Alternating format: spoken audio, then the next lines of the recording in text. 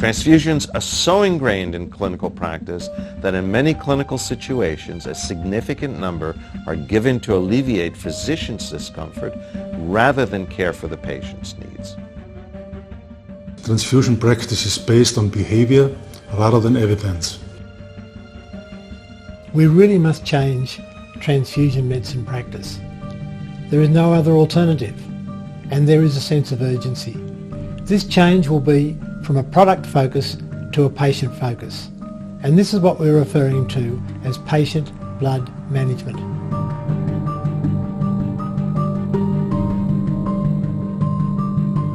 In 2006, Tinmouth and colleagues analysed the association between red blood cell transfusions and increased mortality and morbidity in the critically ill.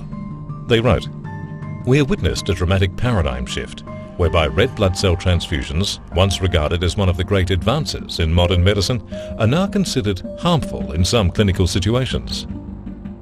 In 42 of the 45 studies that Marek and Corwin reviewed in 2008, they found the risk of red cell transfusion outweighed the benefits. The risk was neutral in 2 studies, and the benefits outweighed the risks in only a subgroup of 1 study.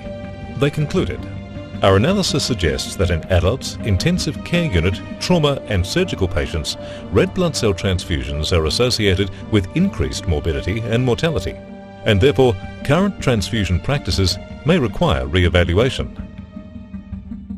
In 2009, the first International Consensus Conference on Transfusion Outcomes considered the benefits of transfusions across a total of 495 studies. The findings indicated that in 59% of clinical scenarios, transfusions were not beneficial at all. In 29% of the cases, it was uncertain whether these transfusions were beneficial. It was only in 12% of this population that transfusions were deemed to be helpful.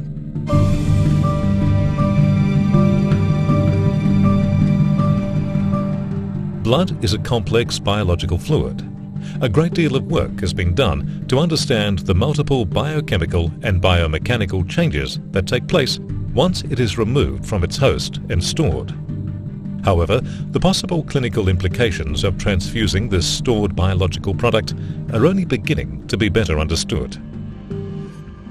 Dr. Andreas Meyer-Hellmann and colleagues from the Helios Clinic Erfurt, Germany, used a cytoscan to film the sublingual microcirculation pre- and post-transfusion in a patient with severe gastrointestinal bleeding. The patient's hemoglobin fell to 2.8 grams per deciliter. This video shows the microcirculation after initial resuscitation within a cellular volume expander. What red blood cells are left are circulating through all the multi-cell and single-cell capillaries.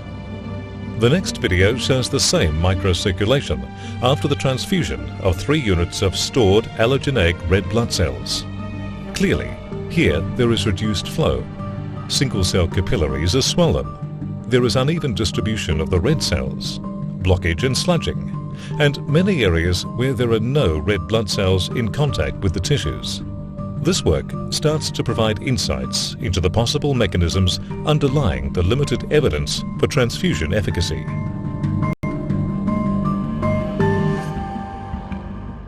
As clinicians, we have learned 3 key lessons. First, even the most profound anemia can be sustainably and quickly corrected without utilizing allogeneic blood products. Second, perioperative blood loss, even in complex procedures, can be significantly reduced. And third, post-operative treatment of asymptomatic anemia should be applied universally to sufficiently restore the patient's endogenous red cell volume.